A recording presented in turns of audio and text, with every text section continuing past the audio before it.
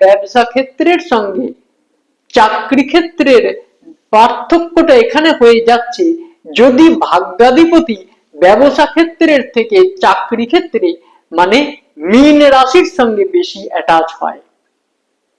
বৃহস্পতি যদি মীন রাশিতে বসে থাকে, সেখানে যদি স্বয়ং গ্রহরাজ যুক্ত হয়ে থাকেন, তাহলে ভাগ্যাধিপতি কর্মজীবনে চাকরি ক্ষেত্রকে বেশি সাপোর্ট করবে।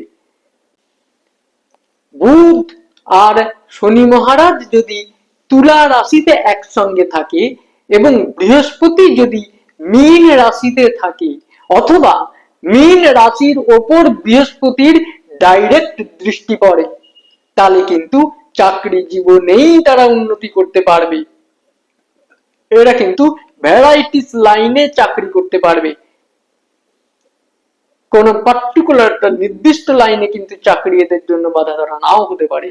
এরা কিন্তু প্রথম জীবনে পড়াশোনা কি নিয়ে করেছে তার উপর ডিপেন্ড করে এরা ইঞ্জিনিয়ারিং লাইনে কাজ করতে পারে, মানে মেকানিক্যাল জগতে কাজ করতে পারে, মেকানিক্যাল ইঞ্জিনিয়ারিং। এরা বস্ত্র রিলেটেড জগতের সঙ্গে জড়িত হতে পারে, সেই ধরনের কোনো কনসার্ন চাকরি করতে পারে।